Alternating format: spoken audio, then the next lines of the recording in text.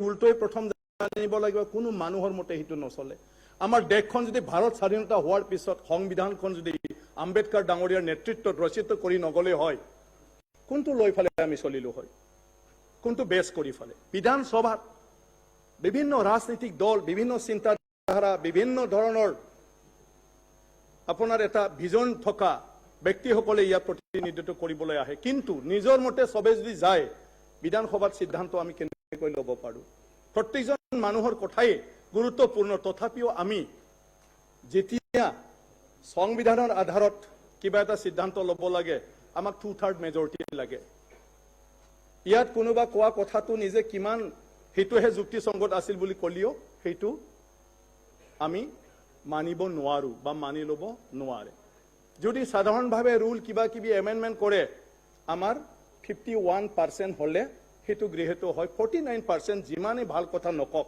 হেতুই হ'ল আমাৰ ডেমক্ৰেসিৰ সিস্টেম এটা হি সিস্টেমৰ ওপৰতে যেতিয়া এডজৰ্নমেন্ট মোশনৰ কথা কৈছে কোনটো বিষয়ত এডজৰ্নমেন্ট মোশন আনিব পাৰে আপোনাক ক'ব মই টোটাল ৰুলটোকে আপোনাৰ পৰা শুনিম অলপ পিছত মই যেটো পাইছো এইখিনি মই আপোনাক অৱগত কৰিব খুজিছো ইয়াত আছে not more than one such motion shall be made at the same sitting আমি 5 দিনীয়া হেতু সেশনত অকল এদিনহে এডজৰ্নমেন্ট মোশন আমি আনিব পাৰো এটো হল আমাৰ ৰুল এটো মোৰ মানে স্পিকাৰৰ নহয় not more than one matter can be discussed on the same motion and the motion must be restricted to specific matter of recent occurrence এটো তো রিসেন্ট নহয় পেপারে কৈছে আপোনাৰ যেটো সংবাদ মাধ্যম বা কিবা পোৱা বুলি কৈছে হিয়াৰ ৰিসেন্ট কিন্তু যেটো ইনসিডেন্ট কিমান হৈছে 2006 এটো তো ৰিসেন্ট হ'ব নোৱাৰে ঠিক আছে হেতু ৰিসেন্ট এতিয়াৰ মানে ঘটনা নহয় হেতু আগৰ ঘটনা কিন্তু ঘটনাটো হৈছে কিন্তু আৰে ওকেন ডাঙৰে বহক না ঘটনা হৈছে তো আপুনি ডিসি তাত যাওক কবাত যাওক বিধানসভাত কিয় আহিছে স্পিকাৰ ইয়াৰ কাৰণে ৰিলেভেল নহয় নহয় স্পিকাৰটোৰ না মাটিৰ কাগজ পাবি না কি পাবি হাউসত কি পাবি এটো কি হৈছে কি হ'বই লাগিব ডিসকাশনটো অধ্যক্ষ মহোদয় হ'বই লাগিব আরে এটো বিধান দাদাগিৰি চলিব হ'বই লাগিব এই আমেৰিকা স্পিকাৰে ক'ব কি জানো ঘৰ আছিল বোলে মিছা ফটো দেখাই আৰ্জেন্ট না না মই কৈ আছো কথা লগাই ডিসকাশন অৰ্কিতৰ ওপৰত ডিসকাশন তেওঁৰ ওপৰত ডিসকাশন তো মই কৈ আছো ইয়াৰ পিছত কৈছে the motion must not receive discussion on a matter which যদি হে সেশনত কেতিয়া আমি তো আজিহে বহিছো হিটোটো কোনো কথা আহি নপৰে the motion must not anticipate a matter which has been previously appointed for consideration of with reference to which a notice of motion has been previously given regard being and the probability of the matter anticipated being brought before the house within a reasonable time হিটোৰ লগত হিটো সম্পৰ্ক নাই এইটো আমাৰ আগত মানে যেহেতু এই বিষয়ত আমি কোনো আলোচনা কৰা নাই the motion must not deal with the matter on which a resolution could not be moved যেটো আমি রেজুলেশন মুভ কৰিব নোৱাৰো এইবিলাকৰ বিষয়ৰ ওপৰত এডজৰ্নমেন্ট মানে মোশনটো কিবা নহয় ইয়াৰ পিছত the motion shall not deal with any matter which is under adjudication by a court of law having jurisdiction in any part of India আমি তো অসমৰ গুৰুখুটি মাত্ৰ মানে অসমৰ আন্ডাৰত হেতু নহয় ভাৰতবৰ্ষৰ যিকিনো মানে বিষয় সাবজেক্ট যেটো সাবজুডিস হৈ আছে ইয়াৰ ওপৰত এডজৰ্নমেন্ট মোশন আনি ফালে আমি আলোচনা কৰিব নোৱাৰো হাউসত যেটো গুৰুখুটিৰ কথাটো কৈ থকা হৈছে the motion shall not raise a question of privilege কাৰো ওপৰত তেনেকুৱা ধৰণৰ প্ৰিভিলেজৰ কিবা আমি এডজৰ্নমেন্ট মোশন আনি ফালে কথা পাতিব নোৱাৰো তো হিটোৰ কাৰণে মই উখলগি ডাঙৰীয়া কৈ আছো কাৰো নাম ল'ব নালাগে হাউসত বিষয়টো যেটোৰ কাৰণে এডজৰ্নমেন্ট মোশন আনিছে ইয়াত কাৰো বিষয় নহয় মাটিৰ ল্যান্ড পলিসি কবাত ইয়াত ইৰেগুলাৰিটিজ আছে কিবা আছে হিটোৰ ওপৰত মোশন আহিছে ডিসকাশনৰ সময়ত ৰেফাৰেন্সত কাৰবা যদি কিবা থাকে হেবিলাক চলিব কিন্তু এতিয়া এডমিসিবিলিটিৰ ক্ষেত্ৰত এই বিষয়টো যেটো নোটিস মানে আমাৰ নোটিছত লিখিছে হিটোৰ ওপৰত চৰ্চা হৈ আছে that it must not relate to a matter which is not primarily the concern of the government of the state তো হেতু তো এইখিনি বিষয়ৰ ক্ষেত্ৰত যেটো আজি এডজৰ্নমেন্ট মোশন মুভ কৰিছে এডজৰ্নমেন্ট নহয় সেইকাৰণে মই কৈছো ঘটনা 2006 পেপাৰে এতিয়াহে কৰ পৰা মানে দিলে এইটো গতিকে আজি যদি আমি 2006 পৰা 2020 যদি হিটো হ'ব পাৰে আমি কালি পৰখি কেতিয়াবা এই বিষয়টো আলোচনা কৰিব পাৰে মোৰ কনসাৰ্নটো মই কৈছো হাউস এডজন কৰি ফালে অন্যান্য গুৰুত্বপূৰ্ণ বিষয়টো বাদ দি ফালে কথা পাতিবলগীয়া বিশেষ ইয়াত আছে বুলি মই নহয় কাৰণ মুখ্যমন্ত্ৰী পৰিয়ালৰ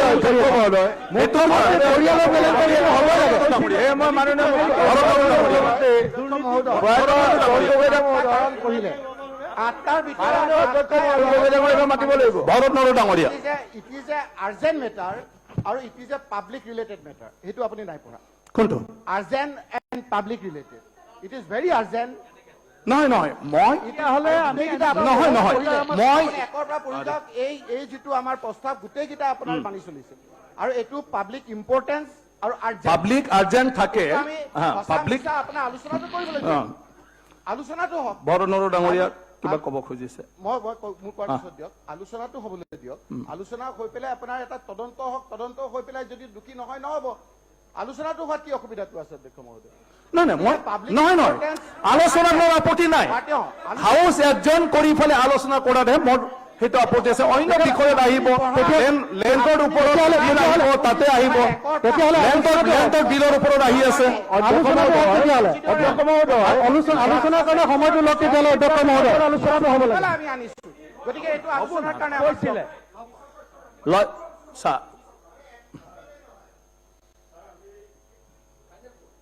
স্যাৰ প্ৰেক্টিচন আমাৰ যেতিয়া লোকসভা ৰাজ্যসভা আৰু বিধানসভাত স্যাৰ আমি কৈ থাকো প্ৰেক্টিচন প্ৰচিডিউৰ পাৰ্লিমেণ্ট MN ফৰেন সাকডৰ এইটো আমি গাইডলাইনছ হিচাপে আমি এছেম্বলি গোটেই ভাৰতবৰ্ষৰ যিমান বিধানসভা আছে আমি এইটো গাইডলাইনছ হিচাপে আমি এইটো লওঁ এইটো ফ'ল' কৰোঁ আমি এইটো লোকসভা ৰাজ্যসভাটো এইটো এই কৰে স্যাৰ ইয়াত যিটো পেজ 562 যেটো আমাৰ লিডাৰ অপোজিশনো কৈছিলে ইয়াত স্যাৰ এটা কথা আপুনি চাব এইটো এডমিছিবিলিটি অফ এডজৰ্নমেণ্ট মোচন এন এডজৰ্নমেণ্ট মোচন টু বি এডমিছিবল মানে স্যার এটো কিয় ডিসকাশন আছে No, it আপনি have already rejected admissibility. you have already rejected Must that's all process the following you have already rejected you have already rejected no you can't say no it is admissibility you have already rejected you have already rejected that's over কোনটোৰ ক্ষেত্ৰত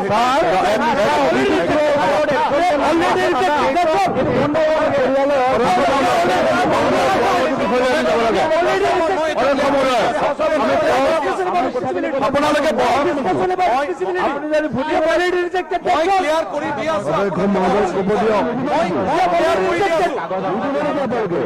নহয় মই clear কৰি দিছো আপোনালোকে বহক আচ্ছা ঠিক আছে মই কৈ আছো যে আজি যিটো এডজৰ্নমেণ্ট মোচন আনিছিলে ইয়াত মই ৰিজেক্ট কৰিছো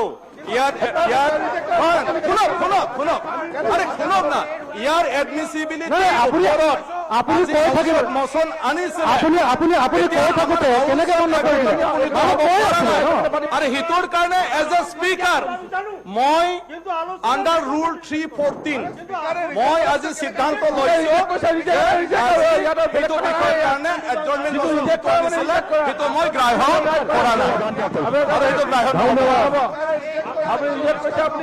এতিয়া নেক্সট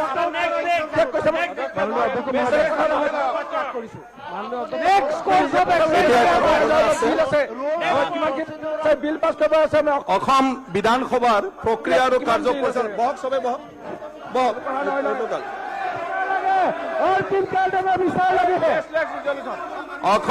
অসম বিধানসভাৰ যাওক অসম বিধানসভাৰ প্ৰক্ৰিয়া আৰু কাৰ্য পৰিচালনা যাব বিচাৰিছে সোনকালে যাওক যাব বিচাৰিছে সোনকালে যাওক যিসকলে যাব বিচাৰে সোনকালে যাওক ৱাক আউট কৰি বাহিৰত যাব লাগে, ইয়াত নহয়। ইয়াত নহয় ৱাক আউটটো বাহিৰতে যাব। সোনকালে যাওক আপুনি পিছলৈ চাই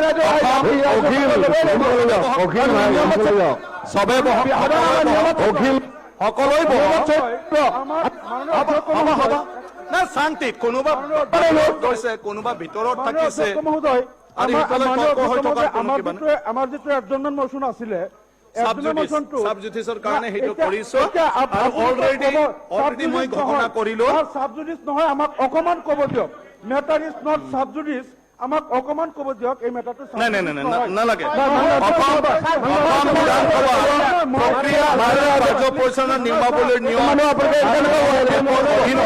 পঞ্চদশ অসম বিধানসভাৰ তৃতীয় অধিৱেশন পৰিচালনা কৰিবৰ বাবে নিম্নলিখিত মাননীয় সদস্য সভাপতি হিচাপে মনোনীত কৰা আমাৰ শ্ৰী প্ৰদীপ হাজৰিকা, শ্ৰী প্ৰশান্ত ফুকন, শ্ৰী হাফিজ বছিৰ আহমেদ, শ্ৰী আব্দুল ৰছিদ মণ্ডল।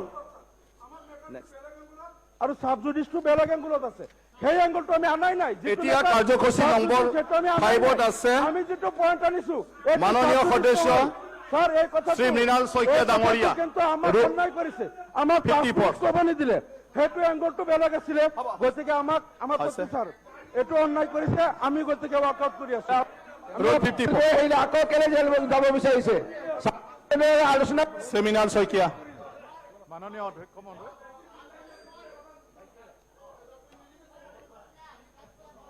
মাননীয় অধ্যক্ষ মহোদয়,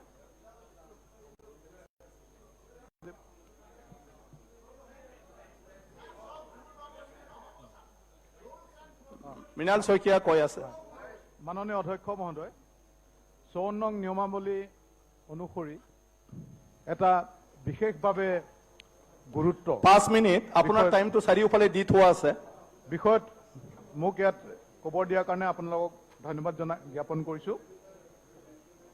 মাননীয় অধ্যক্ষ মহোদয়, অসমত মাজে মাজে এনে কিছুমান ঘটনাই সকলোকে জোকাৰি যায় যে গোটেই সমাজ জীৱনত এটা ধুমুহাৰ সৃষ্টি হয়। আৰু আমি নিজেই এজন যে মানুহ হিচাপে জীৱশ্ৰেষ্ঠ আমি নিজেই যি উপাধি লৈ থৈছো, সেই মানুহ হিচাপে আমাৰ চিনাকি দিবলৈ লাজ লগা ঘটনা হয়। আমাৰ অসমত উইথ শান্তিঙৰ নামত, ৰাস্তাৰ পথৰ দুৰ্ঘটনাৰ নামত, আন্দোলনৰ নামত কিমান কি ঘটনা হৈছে, কিমানে মৃত্যুবৰণ কৰিছে, কিমানে লাঞ্ছিত হৈছে, তাৰ সীমা সংখ্যা নাই। আমি শেহতীয়াভাৱে কেইটামান ঘটনাই অসমৰ জনজীৱনক বাৰুকৈ জোকাৰি গৈছিল আৰু আমি বিশ্বৰ দৰবাৰতে হওক, ভাৰতীয় প্ৰেক্ষাপটতে হওক, অসমীয়া হিচাপে নিজে লজ্জিত হৈছিলোঁ। আজি কাৰ্বি আংলঙত জংকাৰ শইকীয়া হত্যাকাণ্ড, অভিনীলৰ হত্যাকাণ্ড বুলি ক'লে সকলোৰে গাৰ নোম শিয়ৰি উঠে। শেহতীয়াভাৱে যোৰহাটত অনিমেষ শইকীয়া নামৰ এজন যুৱকক তিলকৈ কোনো দুখ নোহোৱাকৈ মৃত্যু মুখলৈ ঠেলি দিয়া হ'ল। আৰু এইবিলাক ঘটনা ঘটিয়ে আছে। আজি ৰঙাপাৰাত এগৰাকী 53 বছৰীয়া মহিলাক হত্যা কৰা হৈছিল যে তেখেত সেই মহিলাগৰাকীক ডাইনী বুলি এখন সমাজে স্বীকৃতি দি পেলাই। আজি সৌসিদিনা সাপেখাতিত এগৰাকী 80 বছৰীয়া বৃদ্ধাক কেইবাদিনো ধৰি অত্যাচাৰ চলাই থকা হৈছিল। এনেকুৱা ধৰণৰ ঘটনা হৈয়ে আছে। আৰু ইয়াৰ কাৰণ হয় কি, এই যিবিলাক অপৰাধী, যিবিলাকে এই মব ভাইলেন্সত, মব লিঞ্চিঙত জড়িত হয়, তেওঁলোকৰ শাস্তি হৈ নুঠেগৈ। কিয়নো বহু মানুহ এই ঘটনাত জড়িত হৈ থাকে। আৰু যেতিয়াই বহু মানুহ আৰু যিবিলাক প্ৰত্যক্ষদৰ্শী থাকে তেওঁলোকেও জড়িত হোৱা নিচিনা হৈ থাকে, সেইকাৰণে তেওঁলোকৰ শাস্তি নহয়গৈ। কোনো সাক্ষীবাদী দিবলৈ নাহে। যিজন ভিক্টিম সেইজন থাকে বাহিৰৰ লোক কেতিয়াবা, আৰু যিবিলাক অপৰাধী সেইবিলাক থাকে স্থানীয় লোক। সেইকাৰণে সেই স্থানীয় লোকসকলৰ বিৰুদ্ধে কোনো সাক্ষীবাদী দিবলৈ নোযোৱাৰ কাৰণে আমি আইনগতভাৱে শাস্তি দিবলৈ সক্ষম নহওঁগৈ। এতিয়া সংবাদ মাধ্যমত পাই আছো যে যোৰহাটত যি অনিমেষ শইকীয়াৰ হত্যাকাণ্ড হ'ল, তাৰ কাৰণে সাক্ষীবাদী বিচাৰি আৰক্ষী প্ৰশাসনে ঢাপুলিয়াই ফুৰিবলগীয়া হৈছে। কোনো সাক্ষীবাদী দিবলৈ আগবাঢ়ি অহা নাই। আৰু ইয়াৰ কাৰণে বিশেষ আইন এখনো অসমত নাই আজি যি মব ভাইলেন্স বা মব লিঞ্চিং কয় তাৰ বিৰুদ্ধে তাক প্ৰতিৰোধ কৰিবৰ কাৰণে কেইবাখনো ৰাজ্যত ইতিমধ্যে আইন প্ৰণয়ন কৰিছে মণিপুৰত Manipur protection from mob violence ordinance 2018 হৈছে ৰাজস্থানত the Rajasthan protection from lynching bill 2019 তাত পাছ কৰা হৈছে ৱেষ্ট বেংগলত the West Bengal prevention of lynching bill 2019 pass কৰা হৈছে আৰু অসমতো 2015 চনত Assam witch hunting prohibition prevention and protection act 2015 এখন পাছ কৰা হৈছিল কিন্তু তাৰ পাছতো ডাইনী সন্দেহত ইয়াত মানুহ নিধন হৈ আছে মানুহ লাঞ্ছিত হৈ আছে অসমত আন্দোলনৰ নামতো এছামে মব ভাইলেন্সৰ ব্যৱহাৰ কৰি আছে মব ভাইলেন্সৰ আন্দোলনৰ নামতো হৈ আছে সিদিনা আমাৰ সতীৰ্থ বিধায়ক বিনোদ হাজৰিকাৰ ঘৰটো ভাঙি দিয়া হৈছিল বহু জ্বলাই দিয়া হৈছিল এইবিলাক মব ভাইলেন্স আৰু ৰাস্তাই ঘাটে অসম বন্ধৰ নামত আন্দোলনৰ নামত কিমান মানুহে অপমানিত লাঞ্ছিত কিমানৰ গাড়ী মটৰ ভাং খাই যায় তাৰ কোনো সীমা সংখ্যা নাই এই সকলো মব ভাইলেন্স হৈ আছে অসমত কিয়নো অসমতে আন্দোলনৰ সংখ্যা বেছি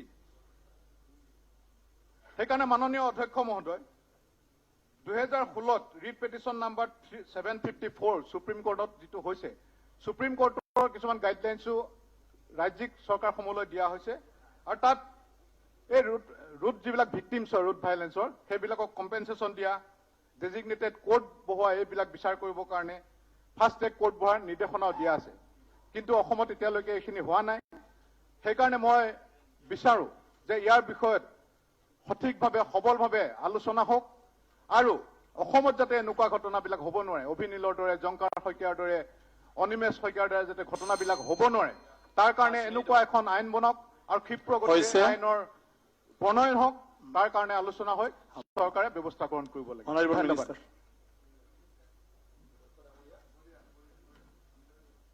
অধ্যক্ষ ডাঙৰীয়া সন্মানীয় সদস্য মই অনিমেষ ভূঞা হ'ব লাগিছিল শইকীয়া সন্মানীয় সদস্য মৃণাল শইকীয়া ডাঙৰীয়া এটা অত্যন্ত গুৰুত্বপূৰ্ণ বিষয়ৰ ওপৰত ৰুল 54 অধীনত এই ডিছকাশ্যনটো উত্থাপন কৰিছে হয় কেতিয়াবা কেতিয়াবা টিভিৰ পৰ্দাত কিছু কিছু দৃশ্য দেখিলে গাৰ নোম শিয়ৰি উঠে কেইদিনমানৰ আগত আমি কেইবছৰমানৰ আগত অভিনীল ঘটনাৰ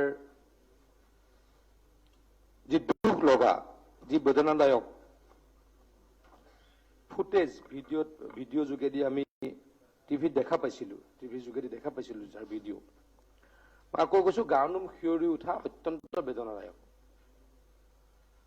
তাৰ আগতে জংকাৰ শইকীয়া নামৰ এজন যুৱককো মব লিঞ্চিং কৰি হত্যা কৰা হৈছিলে সিদিনা অনিমেষ ভূঞা তেখেতক যোৰহাটত হত্যা কৰা হ'ল মই আকৌ কৈছো প্ৰত্যেকজন অসমীয়াৰ মন প্ৰাণ বা সেইকেইদিন এনেকুৱা এটা পৰিৱেশৰ সৃষ্টি হয় অন্ততঃ দুটা স্পেচিফিক কেছত আমাৰ যিমান মনত পৰে আগতে আমি বহুত টিভিত দেখা নাপাওঁ কাৰণে আমি নাজানো এই দুটা ঘটনা আমি টিভিত সকলোৱে দেখা পাইছো কেনেকৈ অভিনীলে নামাৰিব কৈ কান্দিছিল সিদিনা অনিমেষ ভূঞাৰ ক্ষেত্ৰত কি হৈছিল এনেকুৱা পৰিৱেশ মই দেখিছো যে সেই ৩-৪ দিন মানুহে যে নিজৰ ঘৰতে কোনোবা যেন ঢুকাইছে নিজৰ ঘৰত ঢুকালে কেনেকুৱা এটা পৰিৱেশ হয় বেদনাদায়ক পৰিৱেশ সমগ্ৰ অসমত হোৱাটো দুটা ঘটনাত আমি সকলোৱে প্ৰত্যক্ষ কৰিছো বা মোৰ নিজৰ জীৱনতো হৈছে গতিকে মৃণাল শইকীয়া ডাঙৰীয়া এটা অত্যন্ত গুৰুত্বপূৰ্ণ কথা কৈছে যে মব লিঞ্চিং প্ৰতিৰোধ কৰিবলৈ ডেফিনেটলি আমি ব্যৱস্থা ল'ব লাগিব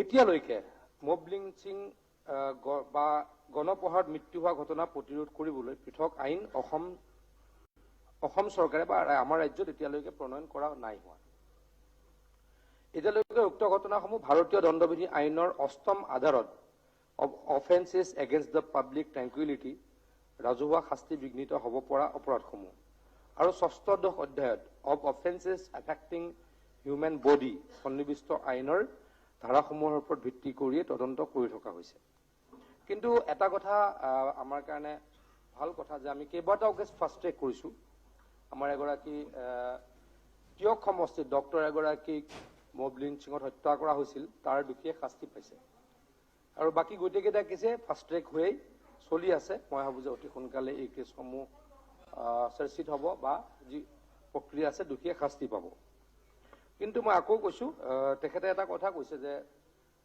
মণিপুৰত আৰু ৰাজস্থানত তাৰ চৰকাৰে এই ব্যৱস্থাসমূহ মব লিঞ্চিঙৰ এক্ট আনিছে কিন্তু আমাৰ হাতত এতিয়ালৈকে সেই তথ্য নাই গতিকে সেই তথ্যখিনি যদি পাওঁ আমি বিচাৰ খোচাৰ কৰিম তেখেতে খুব চিৰিয়াছ ডিছকাশ্যন যেহেতু আনিছে মই চিৰিয়াছলিয়ে কৈছো আমি সেই বেলেগ ৰাজ্যসমূহৰ ৰেফাৰেঞ্চসমূহ আনি আমি এই আইন প্ৰণয়ন কৰিবলৈ অতি সোনকালে যত্ন কৰিম মোক জনোৱা মতে অলপ মব লিঞ্চিঙৰ ইছ্যু এটা আছে যে ডেফিনেশ্যন লৈ মানে কোনটো ঘটনা মব লিঞ্চিঙত হ'ব তাক লৈ কিছু এটা ইছ্যু আছে কিন্তু ভাৰত চৰকাৰ আৰু তেহচিন পুনাৱালা কেছত এটা ভাৰ্ডিক্ট দি থৈছে তাৰ পৰাও আমি এই আইনৰ ব্যৱস্থা কৰিব পাৰিম বুলি মই ভাবো বাকীখিনি মই পঢ়ি দিছো উল্লেখনীয় যে ভাৰতৰ উচ্চতম ন্যায়ালয়ে WPC number 754/2016 Tehsin as Punawala versus UOI and others লেখ আবেদনখনত ইংৰাজী 17/7/2018 তাৰিখে মব লিঞ্চিং দলবদ্ধ হত্যা আৰু গণ উন্মোদন ৰোধ কৰাৰ ক্ষেত্ৰত দিয়া ৰায়ৰ প্ৰতিলিপি ইতিমধ্যে অসম আৰক্ষী সঞ্চালক প্ৰধান অসম আৰক্ষীৰ বিশেষ শাখা অপৰাধ অনুসন্ধানকাৰী বিভাগ আইন বিভাগ সকলো জিলা উপায়ুক্ত আৰু আৰক্ষী অধীক্ষকলৈ মানি চলাৰ বাবে প্ৰেৰণ কৰা হৈছে যিটো সুপ্ৰিম কোৰ্টৰ গাইডলাইনছ আছে সেইটো সকলো ষ্টেটলৈকে সকলো DC লৈকে সকলো SP লৈকে দিয়া হৈছে অসম আৰক্ষীৰ ফালৰ পৰা এই সন্দৰ্ভত সকলো আৰক্ষী অধীক্ষকলৈ প্ৰয়োজনীয় নিৰ্দেশ জাৰি কৰা হৈছে ইয়াত কাটি দিয়া আছে মই আপোনাক শ্বেয়াৰ কৰি দিম আৰু এই সন্দৰ্ভত তেওঁলোকে সম্পাদন কৰিবলৈ কাৰ্য পালন কৰিবলৈ দায়িত্বসমূহ অনুযায়ী এখন বিজ্ঞপ্তি জাৰি কৰা হৈছে মাননীয় উচ্চতম ন্যায়ালয়ৰ আদেশ অনুসৰি মব লিঞ্চিঙৰ ক্ষেত্ৰত আসাম ভিক্টিম কম্পেনচেশ্যন স্কিম 2012 অধীনত ক্ষতিপূৰণ প্ৰদানৰ ব্যৱস্থা কৰি এখন বিজ্ঞপ্তি জাৰি কৰা হৈছে এই সন্দৰ্ভত উল্লেখ কৰিব পৰা যায় যে মহামান্য উচ্চতম ন্যায়ালয়ে উক্ত গোচৰটোত ইংৰাজী 28/9/18 তাৰিখে প্ৰদান কৰা ৰায়দান অনুসৰি বিভিন্ন ছপা আৰু বৈদ্যুতিন মাধ্যমৰ যোগেদি চৰকাৰৰ ফালৰ পৰা গুৱাহাটী প্ৰকাশ কৰা হৈছে আইন প্ৰণয়নৰ ক্ষেত্ৰত উল্লেখ কৰিব পৰা যায় যে মহামান্য উচ্চতম ন্যায়ালয়ে ইংৰাজীত 17/7/2018 যিটো কেছ কলো ভাৰত চৰকাৰ বনাম তেহচিন পুনাৱালা বনাম UOI and others এই কেছটো যিটো ভাৰ্ডিক্ট তাৰ যোগেদি ভাৰত চৰকাৰৰ দ্বাৰা দলবদ্ধ হত্যা গণ উন্মাদনা খুকিয়া দণ্ডবৃদ্ধি পেনেল প্ৰভিজন প্ৰস্তুত কৰাৰ আৱশ্যকতাৰ আশা ব্যক্ত কৰিছে মানে এই যিটো কেছৰ কথা ৰেফাৰেন্সত কোৱা হৈছে Tehseen Poonawalla versus UOI and others এই কেছটো এই মব লিঞ্চিঙৰ এক্টৰ কাৰণে আশাৰ ৰেঙনি এই ক্ষেত্ৰত সুপ্ৰিম কোৰ্টে যথেষ্ট গাইডলাইন দিছে সেই গাইডলাইনসমূহ ষ্টেটসমূহে এতিয়া মানিবলৈকে তাৰ যোগেদি কাম কৰিছে আমি ষ্টেট গভৰ্ণমেণ্টলৈ আহিছে ষ্টেট গভৰ্ণমেণ্টে DCক দিছো SPক দিছো সেই কেছৰ ভাৰ্ডিক্ট গতিকে অৱকাশ ডেফিনেটলি আছে বা আশাৰ ৰেঙনিও আছে আৰু শইকীয়া ডাঙৰীয়া যিটো কৈছে যে ইতিমধ্যে কেইবাখনো ৰাজ্যই মব লিঞ্চিঙৰ আইন আনিছে সেই বিষয়ে অসম চৰকাৰে আমি চিন্তা চৰ্চা ভালকে কৰিম আৰু এটা কথা কৈছো যিখিনি কেছ অলৰেডি হৈ আছে সেইখিনিক আমি ফাষ্ট ট্ৰেক কোৰ্টৰে কৰি আমি দোষীক শাস্তি দিয়াৰ ব্যৱস্থা কৰিছো ধন্যবাদ এতিয়া আমাৰ কাৰ্যসূচী নং 6 আছে 301 শ্ৰী হেমাংগু ঠাকুৰীয়া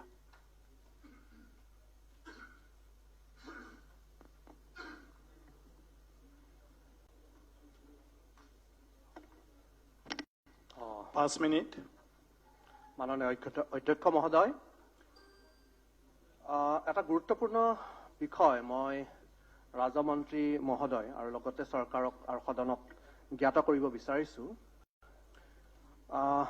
মাননীয় অধ্যক্ষ মহোদয় মোৰ সমষ্টিৰ অন্তৰ্গত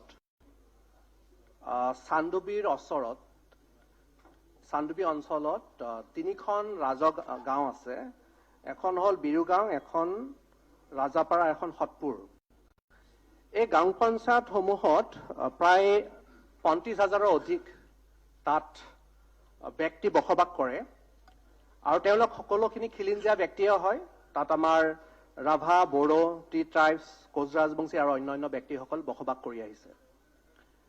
আৰু তেওঁলোকে সেই সময়ত স্বাধীনতাৰ সময়ত মাত্ৰ 5,000 মান ব্যক্তি তাত বসবাস কৰিছিল, কিন্তু বংশানুক্ৰমে তাত বংশবৃদ্ধি হৈ জনসংখ্যা বৰ্তমান 35,000ৰ অধিক হৈছে। তাত কোনো অবৈধ নাগৰিক নাই।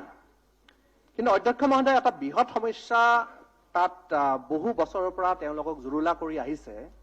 সেই সমস্যাটো এনেকুৱা ধৰণৰ যে সেই বৃহত্তৰ এৰিয়া, এটা বহু বৃহত্তৰ এৰিয়া, সেই এৰিয়াটো এতিয়াও ফৰেষ্ট এৰিয়াৰ অন্তৰ্ভুক্ত হয়, যাৰ ফলত নেকি তেওঁলোকৰ শ বছৰ তাত বহি আছে, অথচ তেওঁলোকৰ মাটি ম্যাদীকৰণ কৰা হোৱা নাই। আৰু তেওঁলোকে বহু চৰকাৰৰ আঁচনিৰ পৰা তেওঁলোকে পোৱাৰ পৰা বিৰত হৈ আছে। তেওঁলোকে কোনো চৰকাৰী আৱাস গৃহ নাপায়, তেওঁলোকে লোন লোৱাৰ ক্ষেত্ৰতো যথেষ্ট সমস্যা হয়, আৰু অন্যান্য বিভিন্ন সমস্যা তেওঁলোকে সন্মুখীন হৈ আহিছে। ইয়াৰ উপৰি আমি যদি চৰকাৰী প্ৰজেক্টটো তাত বহাব লগা হয়, মই উদাহৰণ হিচাপে দিওঁ যে তেতিয়াও সমস্যা হয়, কিয়নো অলপতে আমি এটা তাতে ফিল্ড, এখন ফুটবল ফিল্ডত আমি মিনি ষ্টেডিয়ামৰ কাৰণে চৰকাৰীভাৱে প্ৰপ'জেল আমি দিছিলো, কিন্তু যাৰ পিছত গম পোৱা গ'ল যে সেইটো ফৰেষ্ট মেনেজমেণ্টৰ মাটি হয়, আৰু যাৰ ফলত নেকি আমি ফৰেষ্ট বিষয়াৰ পৰা NOC নোপোৱাৰ ফলত তাত আমি ষ্টেডিয়ামটো এতিয়ালৈ বহাব পৰা নাই। চ' ইয়াৰ উপৰিও মাননীয় মুখ্যমন্ত্ৰী মহোদয়ে অলপতে আমি অনুৰোধ জনাইছিলো যে আমাৰ বৃহত্তৰ চান্দুবি এৰিয়াত মোবাইল টাৱাৰ ঠিক নাথাকে, আৰু সেইটো কাৰণে মোবাইল টাৱাৰটো আমাৰ বহাবৰ ক্ষেত্ৰত মুখ্যমন্ত্ৰী মহোদয়ক আমি অনুৰোধ জনাওঁতে মুখ্যমন্ত্ৰী মহোদয় নিৰ্দেশনা দিছিলে তাত মোবাইল টাৱাৰ বহাব লাগে বুলি, যাতে তাত কানেক্টিভিটি ভাল হয়। কিন্তু সেই মোবাইল টাৱাৰ সংস্থাপনৰ ক্ষেত্ৰতো যেহেতু ফৰেষ্ট লেণ্ড যথেষ্ট আছে, তাত আমাৰ অসুবিধাৰ সৃষ্টি হৈছিলে। মাননীয় অধ্যক্ষ মহোদয়, পপুলেশ্যন ইনক্ৰিজ এইটো এটা কণ্টিনিউৱাছ প্ৰচেছ হয়, যিহেতু আপোনালোকে সকলোৱে জানে যে 1901 চনত মাত্ৰ আমাৰ 32 লাখ মানুহ আমাৰ অসমত আছিলে, আৰু 51 চনত সেইটো বাঢ়ি গৈ 80 লাখ হ'ল, 71 চনত 1,46 লাখ হ'ল, 2011 চনত 3,12 লাখ মানুহ হ'ল, আৰু বৰ্তমান যদি চোৱা যায় আমাৰ প্ৰায় 3,35 লাখ মানুহ আছে। আৰু আমাৰ অসমৰ এতিয়ালৈ 26,832 স্কোৱাৰ কিলোমিটাৰ এতিয়াও ফৰেষ্ট লেণ্ড আছে, যিটো নেকি আমাৰ 34.2% আমাৰ জিঅ'গ্ৰাফিকেল এৰিয়াৰ এটা অংশ হয়, আৰু তাৰে ৰিজাৰ্ভ ফৰেষ্ট হিচাপে 66.5% আছে, আৰু আনক্লাছ ফৰেষ্ট আছে 33.42%। আৰু অধ্যক্ষ মহোদয়, ময়ো নিজে এজন এনভাইৰনমেণ্টেল ষ্টুডেণ্ট আছিলোঁ, এনভাইৰনমেণ্টেল ছায়েন্সৰ, সেইটো হিচাপে মই কেতিয়াও ফৰেষ্ট ধ্বংস হোৱাটো নিবিচাৰো, আৰু ইকলজিকেল বেলেঞ্চ মেইনটেইন কৰাৰ ক্ষেত্ৰত ফৰেষ্ট লাগিবই। কিন্তু কথা হ'ল অধ্যক্ষ মহোদয়, এই যিটো মই আমাৰ এৰিয়াটোৰ কথা ক'লো, এই এৰিয়াটো আমাৰ যিহেতু বৃহত্তৰ এৰিয়া, যিটো বাগান, ছটপুৰ, ৰাজাপাৰা, বিৰুগাং এৰিয়া, এই এৰিয়াটোৰ যিখিনি খিলেঞ্জীয়া মানুহ আছে, তেওঁলোকৰ পূৰ্বপুৰুষৰ পৰা তাত বহি আছে, তেনেদৰে অকল আমাৰ অঞ্চলতে নহয়, গোটেই অসমতে আমাৰ যিখিনি ট্ৰাইবেল সম্প্ৰদায়ৰ লোক আছে, তেওঁলোকে পাহাৰ ভৈয়ামতে বসবাস কৰি আহিছে। তো তেওঁলোকৰ ক্ষেত্ৰতো এই সমস্যাটো সমাধান তেওঁলোকে সন্মুখীন হৈছে, যাৰ ফলত নেকি তেওঁলোকৰ মাটি মিৰাদিয়াৰী নোহোৱাৰ পিছত তেওঁলোকৰ ল'ৰাৰ নামতো মাটিটো নাহে, তেওঁলোকৰ ছোৱালীৰ নামত নাম নাহে, কোনোবা স্বামীৰ ৱাইফৰ নামত নামটো নাহে, তো যাৰ ফলত নেকি তেওঁলোকে যথেষ্ট সমস্যা সন্মুখীন হৈ আহিছে। ইয়াৰ কাৰণে মাননীয় মন্ত্ৰী মহোদয়ক মই কেন্দ্ৰীয় চৰকাৰৰ লগত বিষয়টো আলোচনা কৰি, কিয়নো এইটো মই প্ৰেক্টিকেলি পাইছো, সেই অঞ্চলত মই ডেভেলপমেণ্টৰ কাম কৰিব পৰা নাই, নিজে এজন বিধায়ক হিচাপে সপোন থাকে অঞ্চল কিছুমান ডেভেলপমেণ্ট কৰাৰ ক্ষেত্ৰত, তাত এটা চৰকাৰী প্ৰজেক্ট দিবৰ কাৰণে আমি যথেষ্টখিনি আমি সমস্যাৰ সন্মুখীন হৈ আহিছো। এইটো কাৰণে মন্ত্ৰী মহোদয়ক মই অনুৰোধ কৰিব বিচাৰিছো, যিবিলাক আনইউটিলাইজ লেণ্ড আছে, যদি আমি কেন্দ্ৰীয় চৰকাৰৰ লগত আলোচনা কৰি সেই আনইউটিলাইজ লেণ্ডবিলাক, যিবিলাক ফৰেষ্টৰ আনইউটিলাইজ লেণ্ড আছে, এইটো ফৰেষ্ট যদি লেণ্ড হিচাপে ঘোষণা কৰি এই মানুহখিনিক যাতে এই সমস্যাবিলাকৰ সমাধান কৰিব পাৰি, তাৰে মই অধ্যক্ষ মহোদয়ৰ জৰিয়তে মাননীয় মন্ত্ৰী মহোদয়ক মই অনুৰোধ জনালো, কিয়নো এজন মানুহে এটা ঘৰ বনোৱাৰ পিছত, সেই বহু বছৰ থকাৰ পিছত তেওঁৰ ল'ৰাটোৰ নামত ঘৰটো দি যাব বিচাৰে, ছোৱালীজনীৰ নামত ঘৰটো দি যাব বিচাৰে, সেই ব্যৱস্থাটো আজি তেওঁলোকে তাৰ পৰা বঞ্চিত হৈ আছে। ইয়াৰ উপৰিও এটা কথা মই মন্ত্ৰী মহোদয়ক জনাব লাগিব, ইতিমধ্যে মই জনাইছিলো মন্ত্ৰী মহোদয়ক ব্যক্তিগতভাৱেও, আমাৰ পলাকবাৰী অঞ্চলতে বাগান বুলি এটা অঞ্চল আছে, য'ত নেকি আমাৰ ব্ৰিটিছৰ সময়তে শ বিঘা মাটি চাহ বাগিচাখনক দিয়া হৈছিল, যিটো আমাৰ বাগান চাহ বাগিচাক শ শ বিঘা মাটি দিয়া হৈছিলে, বহু শ শ বিঘা, আৰু তাৰে কিন্তু বহু সংখ্যক মাটি আনইউটিলাইজ হৈছিল, আনইউটিলাইজ হৈ আছিলে, যাৰ ফলত নেকি আমাৰ তাৰে নিজৰ থলুৱা খিলঞ্জীয়া ব্যক্তিয়ে তাত বহি পেলাই বসবাস কৰি আছিলে, আৰু বহুতো নদী খহনীয়া ব্যক্তিও আহি তাত বসবাস কৰি আছিলে। সেই মানুহখিনিও আজিলৈ তেওঁলোকক কিন্তু আমি ম্যাদী পাট্টা কৰিব পৰা নাই, কিয়নো সেইখিনি কিন্তু আনইউটিলাইজ মাটি। ব্ৰিটিছে দিছে যদিও তেওঁলোকে তাত কেতিয়াও চাহৰ উৎপাদনে কৰা নাই, চাহ তেওঁলোকে চাহপাত তাত উৎপাদনে কৰা নাই। চ' সেই ক্ষেত্ৰত সেই মাটিখিনিও বহি থকা মাটি, যিখিনি আমাৰ খিলঞ্জীয়া মানুহ আছে, তেওঁলোকৰ মাটিখিনি সোনকালে তেওঁলোকৰ নামত ম্যাদীকৰণ কৰি দিলে তেওঁলোকে আজি যি ইমান বছৰে যে বহি আছে তেওঁলোকৰ আজু ককাৰ পৰা, আৰু যি সমস্যা বৰ্তমান তেওঁলোকে ভুগি আছে, সেই সমস্যাখিনিৰ পৰা তেওঁলোকে পৰিত্ৰাণ পাব। আৰু এইখিনি মই মন্ত্ৰী মহোদয়ক আপোনাৰ জৰিয়তে অনুৰোধ জনাইছো। ধন্যবাদ। মন্ত্ৰী মহোদয়।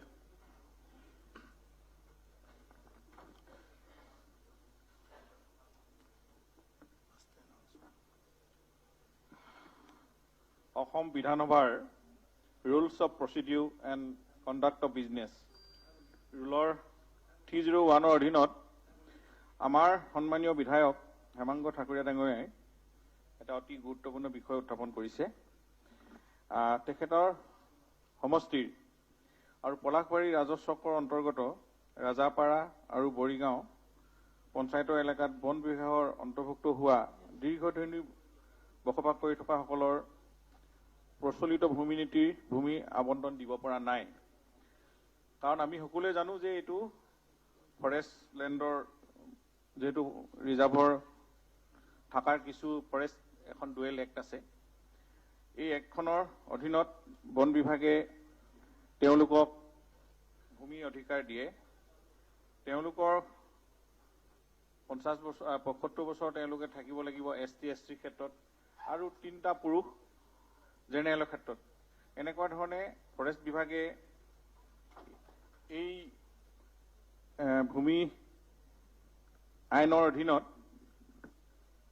ফৰেষ্ট এক্টৰ অধীনত তেওঁলোকে এইবিলাক দিয়ে। গতিকে বিষয়টো আমাৰ কাষতে বনমন্ত্ৰী মহোদয় আছেই, পৰিমল শুক্লবৈদ্য ডাঙৰীয়া, মই কথাটো পাতিছোঁ। ইতিমধ্যে বহু ঠাইত বন সংমণ্ডল বিষয়াই যেনেকৈ গড়ভঙা আৰু ৰাণী সংৰক্ষিত বনাঞ্চলত 892টা পৰিয়ালক ইতিমধ্যে ভূমি আবণ্টন ব্যৱস্থা কৰিছে। আৰু লগতে পশ্চিম বন সংমণ্ডল বিষয়াই অৱগত কৰা মতে মানিকপুৰ আৰু চাকলচিয়া গাঁৱৰ ইতিমধ্যে 357টা পৰিয়ালক 119 হেক্টৰ মাটি বন অধিকাৰ আইনৰ অনুসৰি আবণ্টন দিছে। অৱশ্যে এনেকুৱা ভূমি কোনো হস্তান্তৰযোগ্য নহয়। গতিকে গোটেই বিষয়টো ফৰেষ্ট লেণ্ডৰ, যিহেতু এইটো ফৰেষ্ট বিভাগৰ লগত আছে, আৰু এইবিলাক আমি বহু দিন ধৰি অকল ইয়াতে নহয়, পলাশবাৰী ৰাজহ চক্ৰতে নহয়, অসমৰ বিভিন্ন ঠাইত এনেধৰণে বসবাস কৰি থকা আমি ব্যক্তি আছে, পৰিয়াল আছে। গতিকে এইটো আমি কেন্দ্ৰীয় চৰকাৰ যদি এইটো বিবেচনা কৰে, কেন্দ্ৰীয় চৰকাৰলৈ আমি অসম চৰকাৰৰ পৰা প্ৰপ'জেল পঠিয়াব লাগিব, যদি সেইটো কেন্দ্ৰীয় চৰকাৰৰ অধীনত আছে। আৰু এইবিলাক জানেই সুপ্ৰিম কোৰ্টৰ অৰ্ডাৰ আছে, ফৰেষ্ট লেণ্ডত আমি এইবিলাক দিব নোৱাৰোঁ। আৰু ভিজিআৰ পিজিআৰ ক্ষেত্ৰতো আমি যদি এনেকুৱা ধৰণৰ কিছু ব্যক্তি আছে, আমি ৰিজাৰ্ভ টু ডি ৰিজাৰ্ভ কৰি হ'লেও এনেকুৱা ধৰণৰ চৰকাৰী এতিয়া আইন আমাৰ চৰকাৰে কিছু এই 6 মাহৰ পিছত বহুখিনি সংশোধন কৰিছোঁ ভূমি আইন, আৰু ইতিমধ্যে খিলঞ্জীয়া ভাৰতীয় মানুহক আমি ভূমি অধিকাৰ দিয়াৰ কথা এখন চৰকাৰ দায়বদ্ধ আমি ঘোষণা কৰি আছোঁ। তেখেতসকলক আমি যোৱাবাৰ চৰকাৰতো বহুতো আমি এলটমেণ্ট বা ছেটেলমেণ্ট দিছোঁ, আৰু এইবাৰো আমি এই প্ৰচেছটো কণ্টিনিউ হৈ আছে। গতিকে এই আইন আৰু প্ৰচলিত আইন আৰু নীতি অনুসৰি গোটেই কামখিনি চলিব। গতিকে মই আমাৰ মাননীয় বিধায়কজনক এই বিষয়টো আমাৰ ফৰেষ্ট ডুৱেল এক্টৰ অধীনত কামখিনি আওতাই তেওঁলোকক ন্যায় দিব লাগিব। আৰু লগতে তেখেতে এটা কথা অৱগত কৰিছে যে চাহ জনগোষ্ঠী ৰাইজৰ ভূমি আবণ্টনৰ কথাটো।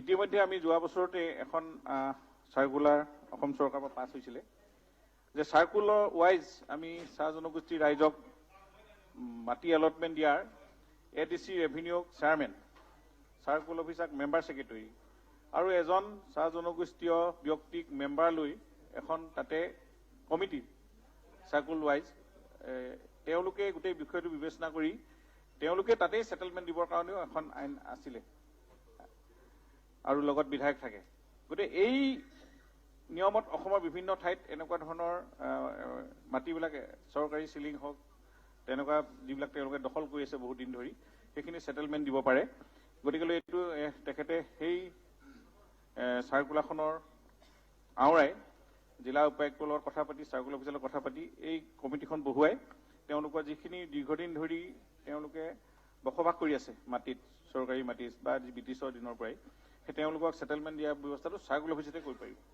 গতিকে সেইখনত আমাৰ যোৱাবাৰে এখন এনেকুৱা এখন নটিফিকেশ্যন দিয়া আছে ভূমি চাহ জনগোষ্ঠী ৰাইজক এলটমেন্ট দিয়াৰ পৰা সেটেলমেন্ট দিয়াৰ ক্ষেত্ৰত এতিয়াতো এলটমেন্ট নহয় আৰু আমি ডাইৰেক্ট সেটেলমেন্ট এই চৰকাৰ দিনত আমি কোনো এলটমেন্ট নিদিওঁ ডাইৰেক্ট সেটেলমেন্ট দিয়াৰ ব্যৱস্থা হৈছে গতিকে এইখিনি তেখেতে মই ভাবিছোঁ সন্মানীয় বিধায়কজনে চাৰ্কুল অফিচাৰ এডিচি ৰেভিনিউৰ লগত কথা পাতি এই চাহ জনগোষ্ঠীৰ ৰাইজক এই ন্যায়টো দিব মাটি এলটমেন্টৰ ক্ষেত্ৰত আৰু ফৰেষ্ট লেণ্ডৰ কথাটো বন বিভাগৰ বন বিষয়াৰ লগত কথা পাতি পাৰিলে আমাৰ মন্ত্ৰীৰ লগতো কথা পাতি ল'ব পৰিমল শুক্লবৈদ্য ডাঙৰীয়াৰ লগত কেনেধৰণে কিমান বছৰ তেখেতসকলে তাত বসবাস কৰি আছে ST যদি আছে তেওঁলোকে ৭৫ বছৰ আৰু যদি তেখেতসকলে ৩টা পুৰুষ হৈ যায় জেনেৰেলখিনিকো এনেকে ধৰণে দিব এটা চিষ্টেম আছে গতিকে এই চিষ্টেমত কথা পাতিলে মই ভাবোঁ তেখেতসকলে এই দীৰ্ঘদিন ধৰি বসবাস কৰি থকা আমাৰ খিলঞ্জীয়া হওক ভাৰতীয় মানুহখিনিক আমি ন্যায় দিব পৰা হ'ব ধন্যবাদ স্যাৰ পয়েন্ট অফ ক্লিয়াৰিফিকেশন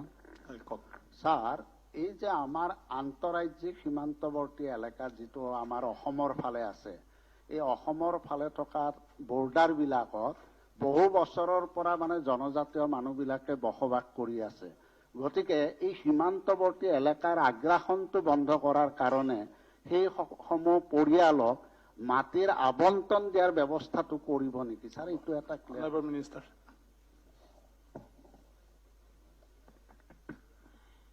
মাননীয় ৰমেন্দ্ৰ নাৰায়ণ কলিতা ডাঙৰীয়াই যিটো প্ৰশ্ন উত্থাপন কৰিছে তেওঁলোকৰ ক্ষেত্ৰতো এখনেই আইন যদি মাটিটো যদি ফৰেষ্ট হয় বা চৰকাৰী চিলিং হলেতো আমি এলটমেন্ট দিব পাৰিমেই মাটিটো কোন ফৰেষ্ট লেণ্ড হলে সেইটো বন আইন মতে হ'ব বন আইনে যদি এইটো শিথিল কৰি দিয়ে বা এইটো বন যিখন ফৰেষ্ট ডুৱেল এক্ট এই এক্টৰ মতেই তেওঁলোকে কিমান দিন ধৰি বসবাস কৰি আছে আৰু যদি স্পেচিয়েল কিবা কনচিডাৰেশ্যন কৰিব লাগে তেতিয়া অসম চৰকাৰৰ প্ৰপ'জেলটো আমি চেণ্ট্ৰেল গভৰ্ণমেণ্টত দিব লাগিব চেণ্ট্ৰেল গভৰ্ণমেণ্টৰ পৰা ৰিকমেণ্ডেশ্যন আহিব আমি এইখিনি ন্যায় দিব পাৰিম থেংক ইউ এটা প্ৰপ'জেল আপোনালোকে জিলা উপায়ুক্তৰ যোগেদি অসম চৰকাৰৰ পৰা আমি প্ৰপ'জেলটো ছাবমিট কৰিব লাগিব ধন্যবাদ ঠিক আছে ধন্যবাদ শ্ৰীমতী শিৱামণি বৰা এবচেণ্ট শ্ৰী আশৰাফুল হুছেইন এবচেণ্ট এতিয়া আমি আইটেম নম্বৰ 7 লৈ আহিম শ্ৰীমতী অজন্তা নিয়োগ আপুনি লে কৰি দি দিলে হৈ যাব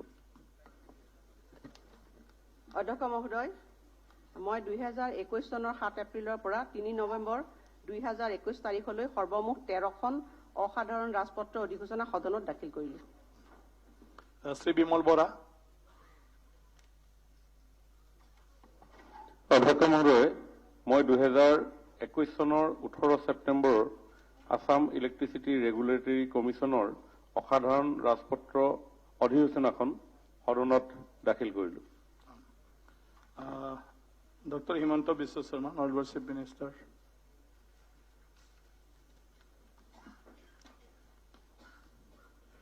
মাননীয় অধ্যক্ষ মহোদয় অসমৰ মাননীয় মুখ্যমন্ত্ৰীৰ হৈ 2020-21 চনৰ আসাম ইনফৰমেশ্যন কমিছনৰ বাৰ্ষিক প্ৰতিবেদনখন সদনত দাখিল কৰিলো চন্দ্ৰমন পাটোৱাৰী CMটো নেক্সট মাননীয় অধ্যক্ষ মহোদয় মাননীয় মুখ্যমন্ত্ৰীৰ হৈ 2020-21 চনৰ কৰ্মচাৰী বিভাগৰ প্ৰশাসনীয় বাৰ্ষিক প্ৰতিবেদনখন সদনত মই দাখিল কৰিলো শ্ৰী অতুল বৰা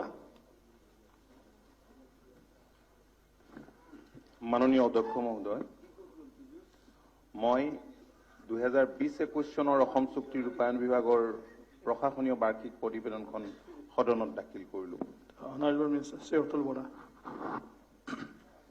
মাননীয় অধ্যক্ষ মহোদয় মই 2013-14 2014-15 2015-16 আৰু 2016-17 চনৰ অসম আসাম এগ্ৰিকালচাৰেল ইউনিভাৰ্চিটিৰ পৃথক হিচাপ পৰীক্ষাৰ প্ৰতিবেদন 4খন সদনত দাখিল কৰিলো। Honorable Minister Ranjit Kumar Das. অধ্যক্ষ মহোদয়, কাৰ্যসূচী নং 13 অধীনত মই 2020-21 চনৰ সাধাৰণ প্ৰশাসন বিভাগৰ প্ৰশাসনীয় বাৰ্ষিক প্ৰতিবেদন 2খন সদনত দাখিল কৰিলোঁ। আৰু এটা কাৰ্যসূচী নং 14 অধীনত মই 2020-21 চনৰ জনস্বাস্থ্য কাৰিকৰী বিভাগৰ প্ৰশাসনীয় বাৰ্ষিক প্ৰতিবেদনখন সদনত দাখিল কৰিলোঁ। Honorable Minister Jagan Mohan. মাননীয় অধ্যক্ষ মহোদয়, মই 2020-21 চনৰ ৰাজহ আৰু দুৰ্যোগ ব্যৱস্থাপনা বিভাগৰ প্ৰশাসনীয় বাৰ্ষিক প্ৰতিবেদনখন সদনত দাখিল কৰিলো। আৰু এটা আছে। মাননীয় অধ্যক্ষ মহোদয়, মই 2020-21 চনৰ খনিজ আৰু খনিজাত সামগ্ৰী বিভাগৰ প্ৰশাসনীয় বাৰ্ষিক প্ৰতিবেদনখন সদনত দাখিল কৰিলো। Honorable Minister Sri Bimal Bora. মাননীয় অধ্যক্ষ মহোদয়, কাৰ্যসূচী নং 17 অনুসৰি মই 2020-21 চনৰ পৰ্যটন বিভাগৰ প্ৰশাসনীয় বাৰ্ষিক প্ৰতিবেদনখন সদনত দাখিল কৰিলো। আৰু আছে এটা। মাননীয় অধ্যক্ষ মহোদয়, মই 2017-18, 18-19 আৰু 19-20 চনৰ সাংস্কৃতিক পৰিক্ৰমা বিভাগৰ প্ৰশাসনীয় বাৰ্ষিক প্ৰতিবেদন 3খন সদনত দাখিল কৰিলো। আৰু এটা আছে। মাননীয় অধ্যক্ষ মহোদয়, মই 2020-21 চনৰ ক্ৰীড়া আৰু যুৱ কল্যাণ বিভাগৰ প্ৰশাসনীয় বাৰ্ষিক প্ৰতিবেদনখন সদনত দাখিল কৰিলো। Honorable Minister Sivarkau Gara Brahma. মাননীয় অধ্যক্ষ মহোদয়, মই 2020-21 চনৰ ভূমি সংৰক্ষণ বিভাগৰ প্ৰশাসনীয় বাৰ্ষিক প্ৰতিবেদনখন সদনত দাখিল কৰিলোঁ। Honorable Minister Sri Chandraman Patwari. মাননীয় অধ্যক্ষ মহোদয়, মই 2020-21 চনৰ স্কিল এণ্টাৰপ্ৰেনাৰশ্বিপ এণ্ড এমপ্লয়মেণ্ট বিভাগৰ প্ৰশাসনীয় বাৰ্ষিক প্ৰতিবেদনখন সদনত দাখিল কৰিলোঁ। আৰু এটা আছে। মাননীয় অধ্যক্ষ মহোদয়, মই 2020-21 চনৰ ব্ৰহ্মপুত্ৰ ক্ৰেকাৰ এণ্ড পলিমাৰ লিমিটেডৰ বাৰ্ষিক প্ৰতিবেদনখন সদনত দাখিল কৰিলোঁ। Honorable Minister Sri Ashok Singhal. অধ্যক্ষ মহোদয়, মই 2021 চনৰ জলসিঞ্চন বিভাগৰ প্ৰশাসনীয় বাৰ্ষিক প্ৰতিবেদন অধ্যক্ষ মহোদয়, মই 2021 চনৰ জলসিঞ্চন বিভাগৰ প্ৰশাসনিক বাৰ্ষিক প্ৰতিবেদনখন সদনত দাখিল কৰিলোঁ। Honorable Minister Sri Paramal Chakraborty. সম্মানিত অধ্যক্ষ মহোদয়, মই 2014-15, 2015-16, 2016-17 আৰু 2017-18 চনৰ অসম ষ্টেট বায়'ডাইভাৰ্চিটি বোৰ্ড গুৱাহাটীৰ পৃথক হিচাপ পৰীক্ষাৰ প্ৰতিবেদন 4খন সদনত দাখিল কৰিলোঁ। Honorable Sri Wajid Ali Chowdhuryয়ে ৰিপৰ্ট দাখিল কৰিব। আৰু কোনোবা আছে? মাননীয় অধ্যক্ষ মহোদয়, ৰাজহুৱা হিচাপসমূহৰ সমিতিৰ সভাপতিৰ হৈ মই সমিতিৰ 170 আৰু 171তম প্ৰতিবেদন 2খন সদনত দাখিল কৰিলোঁ। শ্ৰী ৰমেন্দ্ৰ নাৰায়ণ কলিতা। মাননীয় অধ্যক্ষ মহোদয়, মই অসম বিধানসভা ৰাজহুৱা উদ্যোগসমূহৰ সমিতিৰ 57, 58 আৰু 59তম প্ৰতিবেদন 3খন সদনত দাখিল কৰিলোঁ। তো অনাৰেবল মিনিষ্টাৰ শ্ৰী পীযুষ হাজৰিকা তেওঁ এটা মোচন মুভ কৰিব।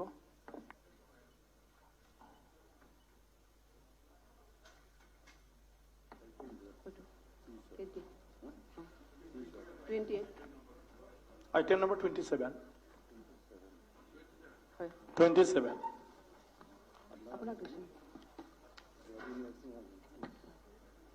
মুভ কৰি থলে। অধ্যক্ষ মহোদয়, এই সদনে মাননীয় সদস্য শ্ৰী সুশান্ত বৰগোহাঁইদেৱে অসম বিধানসভাৰ সদস্য পদৰ পৰা 1 ছেপ্টেম্বৰ 2021 তাৰিখে পদত্যাগ কৰা হেতুকে অসম বিধানসভাৰ প্ৰাক্কলন সমিতিৰ সদস্য পদটো খালী হোৱাত পদটো পূৰণ কৰিবলৈ অসম বিধানসভাৰ প্ৰক্ৰিয়া আৰু কাৰ্য পৰিচালনা নিয়মাৱলীৰ 194(3) নং আৰু 244(1) নম্বৰ দফাৰ অধীনত একল সংক্ৰমণীয় ভোটেৰে আনুপাতিক প্ৰতিনিধিত্ব নীতি অনুসৰি সদনৰ সদস্যসকলৰ মাজৰ পৰা এজন সদস্যক উক্ত সমিতিৰ বাকী থকা কাৰ্যকালৰ বাবে সদস্য হিচাপে নিৰ্বাচন কৰিব। আৰু এটা আছে মাননীয় শ্ৰী পীযুষ হাজৰিকাৰ। অধ্যক্ষ মহোদয়, এই সদনে মাননীয় সদস্য শ্ৰী ৰূপজ্যোতি কুৰ্মীদেৱে অসম বিধানসভাৰ সদস্য পদৰ পৰা 18 জুন 2021 ইংৰাজী তাৰিখে পদত্যাগ কৰা হেতুকে অসম বিধানসভাৰ অন্যান্য পিছপৰা শ্ৰেণী আৰু অধিক অন্যান্য পিছপৰা শ্ৰেণীসমূহৰ কল্যাণ সমিতিৰ খালী হোৱা পদটো পূৰণ কৰিবলৈ অসম বিধানসভাৰ প্ৰক্ৰিয়া আৰু কাৰ্য পৰিচালনাৰ নিয়মাৱলী মতে 194(3) নম্বৰ আৰু 260(1) নম্বৰ অধীনত একল সংক্ৰমণীয় ভোটেৰে আনুপাতিক প্ৰতিনিধিত্ব নীতি অনুসৰি সদনৰ সদস্যসকলৰ মাজৰ পৰা এজন সদস্যক বাকী থকা কাৰ্যকালৰ বাবে নিৰ্বাচন কৰিব আৰু উক্ত সদস্যজনে পৰৱৰ্তী সময়ছোৱাৰ বাবে কাৰ্যনিৰ্বাহ কৰিব। Honorable Minister Shri Ashok Singhal, beg to move. Honorable Speaker, sir, I, Ashok Singhal, Minister Housing and Urban Affairs, to move. 3 honorable members of the House are to be elected by Legislative Assembly from amongst its member of the Town and Country Planning Advisory Council as per subsection 1(10) of section 3 of the Assam Town and Country Planning Act 1959. The election of the above mentioned members is required to constitute the Assam Town and Country Planning Advisory Council, which is to be established newly. The Principal Secretary will notify the date, time and place for holding the election if necessary. Honorable Minister Shri Ronus Pegu to move. I move that this House do now elect 2 members of the Assam Legislative Assembly from among themselves to be the members of the Board of Management of Krishnakanta Hondigoi State Open University under Section 79 of the KKHSO University Act 2005. এতিয়া মাননীয় বিত্তমন্ত্ৰী মহোদয় 2021-22 চনৰ পৰিপূৰক দাবী আৰু পৰিপূৰক বিনিয়োজনৰ তালিকা সদনত দাখিল কৰিব। দাখিল কৰা বুলি কৈ দিলে হ'ল, পাই যাব সব। মই 2021 আৰু 2022 চনৰ পৰিপূৰক দাবী আৰু পৰিপূৰক বিনিয়োজনৰ তালিকা সদনত দাখিল কৰিলো। এতিয়া honourable chief minister doctor Himanta Biswa Sharma.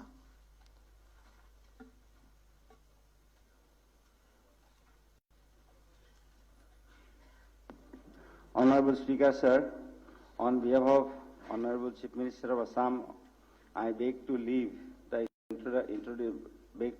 to introduce the Assam Cattle Preservation Amendment Bill 2021. আৰু এটা আছে honourable chief minister. Honorable Speaker, sir, I, on behalf of Honorable Chief Minister, beg to leave introduce the Assam Police Amendment Bill 2021. আৰু এটা আছে। Honorable Speaker, sir, I, on behalf of the Honorable Chief Minister of Assam, to beg leave to introduce Assam District Recruitment Commissions for analogous posts in Class 3 and Class 4 Bill 2001. Honorable Minister Sondaman Patwari. Honorable Speaker, sir, I beg to leave to introduce the Assam Motor Vehicle Taxation Amendment Bill 2021. Honorable Minister Shri Atul Bora. মাননীয় অধ্যক্ষ মহোদয়, the Assam Cooperative Societies Amendment Bill 2021 বিধেয়কখন মই সদনত উত্থাপন কৰিলো। Honorable Minister Dr. N.S. Pegu. 37 item. মাননীয় অধ্যক্ষ মহোদয়, the Assam Tribal Development Authority Repeal Bill 2021 বিধেয়কখন মই সদনত উত্থাপন কৰিলো। আৰু এটা আছে 38 item. মাননীয় অধ্যক্ষ মহোদয়, the Assam Scheduled Caste and Scheduled Tribes Reservation of Post in Services Amendment Bill 2021 বিধেয়কখন মই সদনত উত্থাপন কৰিলো। আৰু এটা আছে অনাৰেবল মিনিষ্টাৰ। মাননীয় অধ্যক্ষ মহোদয়, the Sonwal Kosari Autonomous Council Amendment Bill 2021 বিধেয়কখন মই সদনত উত্থাপন কৰিলো। আৰু এটা আছে। মাননীয় অধ্যক্ষ মহোদয়, the Deuri Autonomous Council Amendment Bill 2021 বিধেয়কখন মই সদনত উত্থাপন কৰিলো। Honourable minister Parimal Suklabaidya. 41 41 আৰু এটা আছে আপোনাৰ মাননীয় অধ্যক্ষ মহোদয়, দ্য মহাপুৰুষ শ্ৰীমন্ত শংকৰদেৱ বিশ্ববিদ্যালয় এমেণ্ডমেণ্ট বিল 2021 বিধেয়কখন মই সদনত উত্থাপন কৰিলোঁ। Honourable minister Parimal Suklabaidya. মাননীয় অধ্যক্ষ মহোদয়, the Assam excise amendment bill 2021 বিধেয়কখন মই সদনত উত্থাপন কৰিলোঁ। Honourable minister Shri Ashok Singhal. Item 43।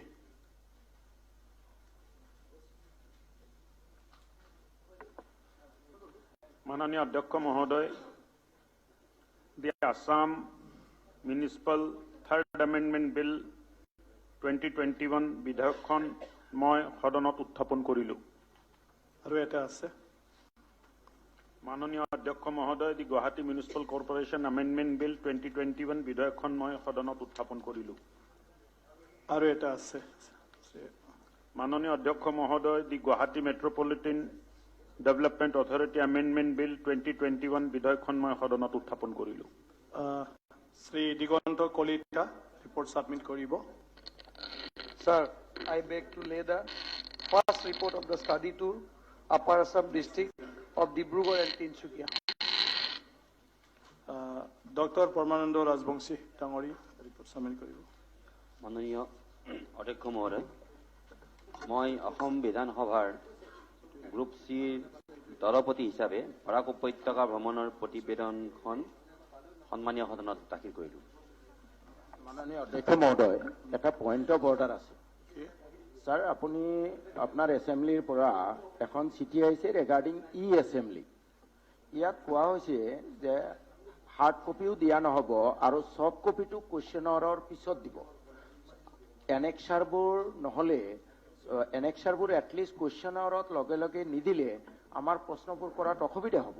Hard copy নিদিলে নাই, কিন্তু ছফ্ট কপি শুড বি। ইয়াত লিখা আছে soft copy all replies will be. এই বিষয়ত আপুনি নাছিলে, অলপ আগত কথা হৈ গ'ল। কালি যথোপযুক্তভাৱে চব পাই যাব।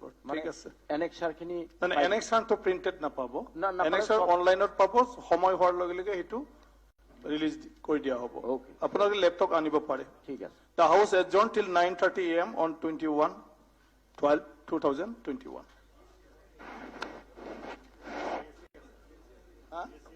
BSc ইয়াৰ পিছত আছে। হ'ব।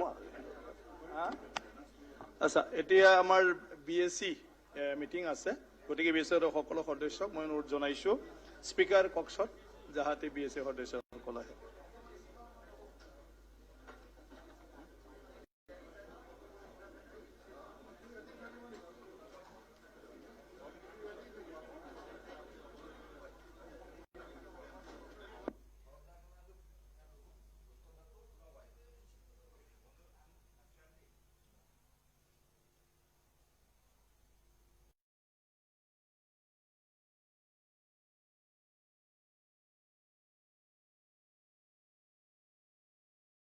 तैयार हो जाएं, माननीय प्रधानमंत्री जी का आगमन होने वाला है। हम सब जोरदार तालियों से उनका स्वागत करेंगे। माननीय प्रधानमंत्री जी जुड़ चुके हैं अखिल भारतीय महापौर सम्मेलन में। बहुत बहुत स्वागत माननीय प्रधानमंत्री जी। आपको हम सब की ओर से सादर प्रणाम, हमारे अभिवादन स्वीकार करें। बहुत बहुत स्वागत और अभिनंदन है माननीय प्रधानमंत्री जी आज के इस अखिल भारतीय महापौर सम्मेलन में। देश के विकास में नगरों का बहुत महत्व होता है और उनका विकास तीव्र गति से हो सके, इसी पर विचार विमर्श के लिए ये सम्मेलन आयोजित किया गया है। मैं सबसे पहले माननीय प्रधानमंत्री जी की प्रेरणा और माननीय मुख्यमंत्री महोदय के मार्गदर्शन में उत्तर प्रदेश के नगर विकास को गति देने वाले नगर विकास मंत्री माननीय श्री आशुतोष टंडन जी से अनुरोध करूंगी कि वो अतिथियों का स्वागत करें।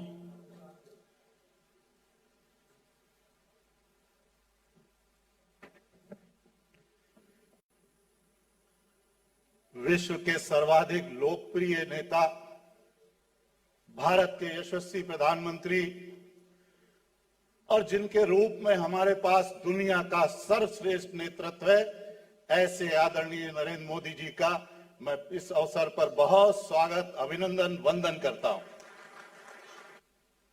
मित्रों, मंच पर विराजमान हैं हमारे उत्तर प्रदेश के यशस्वी मुख्यमंत्री, जो रात दिन परिश्रम की पराकाष्ठा के साथ माननीय प्रधानमंत्री जी की परिकल्पना के अनुसार उत्तर प्रदेश को विकसित करने में, उत्तर प्रदेश को देश का अग्रणी राज्य बनाने में, यहाँ के नागरिकों को सुविधाएं उपलब्ध कराने में लगातार तत्पर हैं। ऐसे आदरणीय योगी आदित्यनाथ जी का मैं बहुत स्वागत अभिनंदन करता हूं।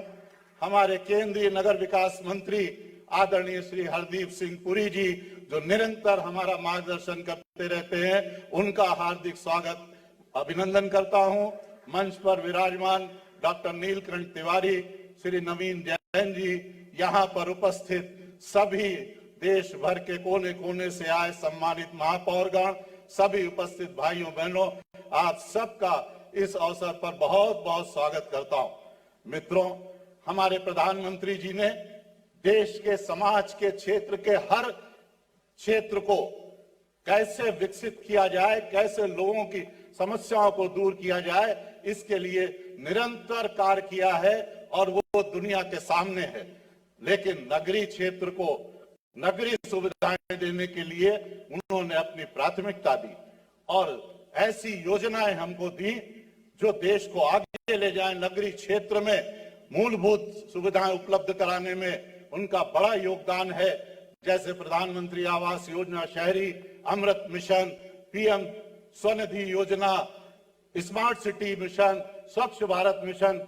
और मुझे बहुत संतोष है कि माननीय मुख्यमंत्री योगी आदित्यनाथ जी के नेतृत्व में उत्तर प्रदेश नगर विकास विभाग ने इन सभी योजनाओं में तेजी से काम किया है और इन योजनाओं का अधिकतम लाभ उत्तर प्रदेश को मिले, इस ओर काम किया है।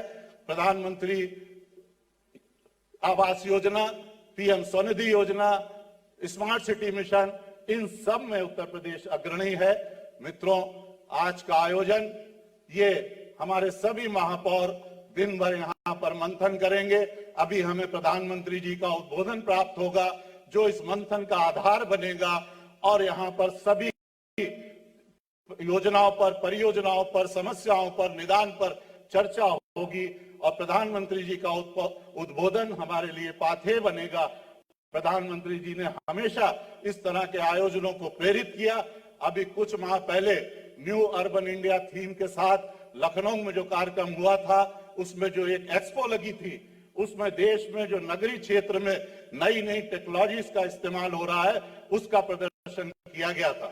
मित्रों, वहां देखकर मुझे ये अनुभव हुआ कि हमारे देश में ऐसी आधुनिक टेक्नोलॉजी का इस्तेमाल हो रहा है। हमको गर्व हुआ अपने देश पर और अपने प्रधानमंत्री जी पर।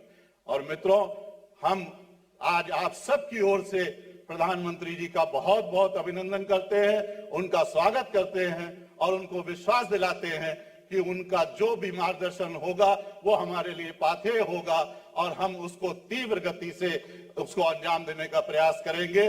पुनः आदरणीय प्रधानमंत्री जी का बहुत बहुत स्वागत, अभिनंदन, वंदन। धन्यवाद माननीय। आजादी के अमृत महोत्सव के इस अमृत काल में माननीय प्रधानमंत्री जी की प्रेरणा और कल्पना के साथ नए शहरी भारत का निर्माण कर रहे हैं माननीय आवासन एवं शहरी कार्य मंत्री भारत सरकार माननीय श्री हरदीप सिंह पुरी जी। हम उनसे अनुरोध करेंगे कि आज के इस अवसर पर अपने विचार प्रकट करें।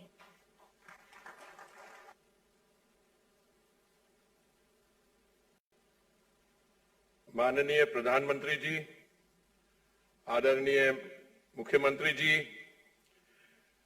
उत्तर प्रदेश के शहरी विकास मंत्री टंडन जी, उत्तर प्रदेश के मंत्री तिवारी जी, देश भर से पधारे सभी सम्मानित मेयर्स और सभी सम्मानित सज्जनों एवं प्रतिभागियों,